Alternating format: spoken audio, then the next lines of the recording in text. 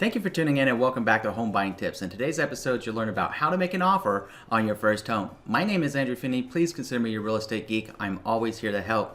If you need help finding a top agent where you live, or if you simply want to drop me a line and say hi, my contact info is below. Love to hear from you. If you haven't already done so, please go ahead and subscribe to this channel now and like this video. Thank you. So let's go ahead and lead in with how to make an offer on your first home. We all know that sometimes we begin this process, and oftentimes, in fact, we begin this process a year or more in advance, and we've been looking online, searching for that right home, searching for that dream home, or at least that home that's going to be as close to our dream home as possible. So after all that time planning, and after all that time getting it and planning it out, buying your new home, guess what? You found it, congratulations, and now it's time to make an offer, but oh crap. How do we do that, right? So first of all, what you want to do is you want to use the experiences that you have and trust your gut instinct with your judgment.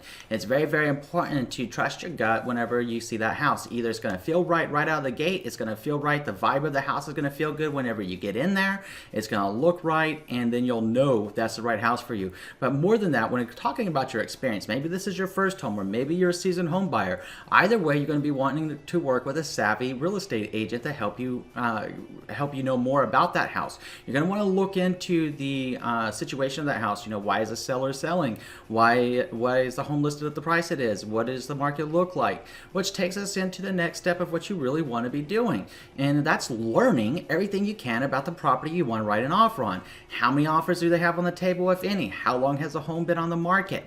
You know, why are the sellers selling if your buyer agent is actually able to get that information out of the listing agent? Know as much as you can. What are the school districts? What are your closest shopping features? And by the way, your professional real estate agent is going to be happy to give you the local school information and let you know what school districts your new home is actually going to fall within and where the local shopping is. A lot of us have access to different tools as professional agents, and we're happy to share this information with you and give you a list of all local and major businesses in and around your property. That way, whenever you move in, maybe you're moving in from out of state, maybe you're moving from another side of town and you're not that familiar, it'll help you get familiar and it'll help you know what's going to be around where you're going to be buying your new home. But you're going to want to learn all that you can. You know, the situation, the property taxes, what kind of renovations were done, what kind of home maintenance was done. And before you make that offer, if you know all of that, you're going to have a lot more peace of mind and comfort in being able to make a great offer on the house. The next thing you want to ask your savvy agent is ask them to review the comps with you. And comps, for reference, is just a short way that we real estate agents say comparables. And what it refers to are the comparable sales of like and kind homes that are specific to the same type of property that you intend to make an offer on in terms of size, features, benefits, amenities, any type of upgrades. Is it a single story, 2-story, 3-story, what have you, townhome, condo? We want to compare the most recent comparables. And when we say the most recent, ideally what you're looking for are comparables within the last 90 days that show what we already know, which are the closings, right? What did a property sell for? That's a closing, a sold property. What's actively on the market, which can sometimes, depending on where a seller priced it, could be off in fantasy land, or it could be competitive with the market, hopefully, and they had a great listing agent that helped them actually price that property correctly. But the one thing that you're going to want to take a very close look at as well are actually your contingent and or pending sales. And contingent and pending sales are nothing more than whenever a buyer and a seller agree to work together, they open up an escrow and they begin the closing process together. The reason that we want to take an extra close look at the closings and actually what's in escrow right now, what's working through the closing process, is because what's working through the closing process is an indication of market trends and an indication of what's going on with home values in the community that you're buying your new home within. The next thing that you want to do after you review those comps with your savvy agent is actually alert your lender. Now, ideally, you would have found your trusted real estate professional up front, and your trusted real estate professional would have suggested that you chat with a few different lenders that maybe they work with or might have a great relationship with a couple of them that they know they're going to be able to help you out, explain your loan terms to you, and make sure that you know everything about the kind of loan options available to you to help you make the right decision. The reason you want to alert the lender is letting them know, hey, we're getting ready to start making offers. And if you have a great trusted real estate advisor, they're going to alert the lender for you, so you won't even have to worry about it. And they're going to let them know, hey, this is a price range that we're looking at. This is the situation.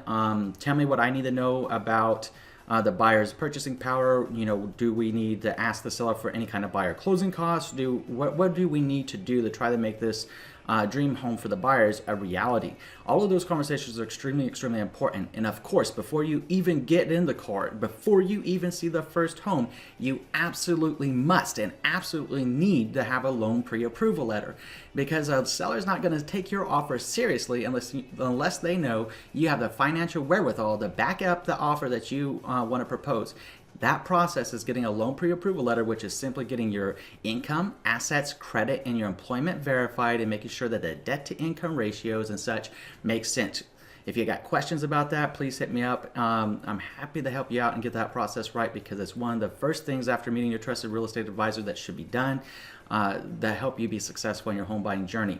So then the next thing that you want to take a look at is actually deciding on the terms that you would like to ask for. So a moment ago, I was talking about buyer closing costs. There's also contingencies. So all of these things become terms in a real estate purchase offer. So when we're looking at buyer closing costs are generally 2% to 4% of a sales price of a home. To break that down in simple math for you, let's say that you're looking at a $300,000 home. If buyer closing costs are 2% to 4% of the sales price of the home, that means that you should be prepared to pay between $6,000 and $12,000 in buyer closing costs, and that is on top of your down payment.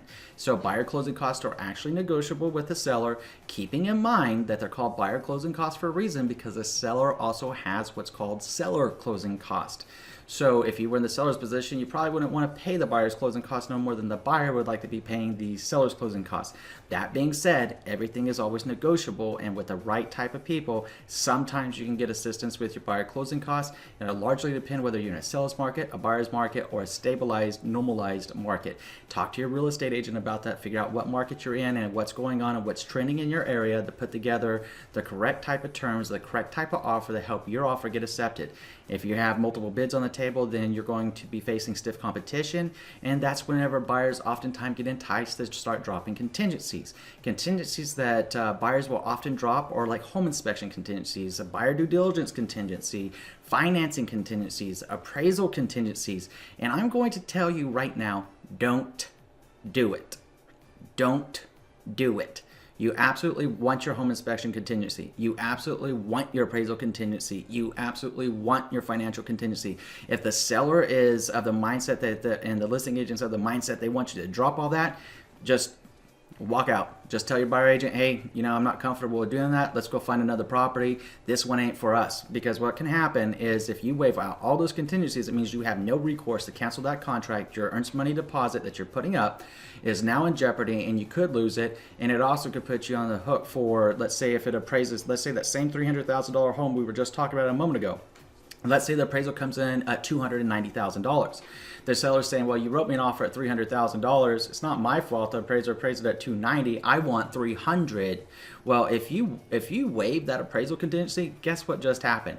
You just got yourself the great opportunity of paying $10,000 above an appraised value on a property, meaning that that's an additional $10,000 that you got to put out on top of your down payment, on top of your buyer closing cost, and God forbid you waived a home inspection contingency only to find out there were issues with the property that are major issues, especially ones that are going to cost you a lot of money, but now you don't have any recourse to back out of your purchase agreement because you waived the contingency.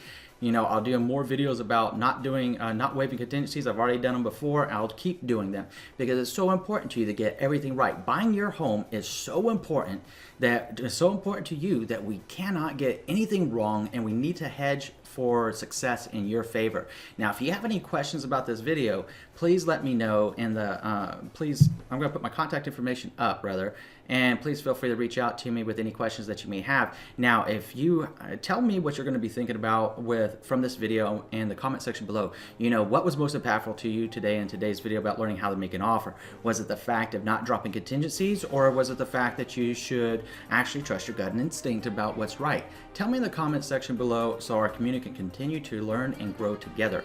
Now, if you haven't already done so, I'm going to ask you to do 3 things. Number 1, please subscribe to this channel. Number 2, please like this video. Number 3, please share this video around with someone you know it's going to be able to help. Thank you so much today for joining us. In between now and next time, I'm wishing you and yours a lifetime full of love, wealth, abundance, and happiness. Thank you for watching, and enjoy a wonderful day.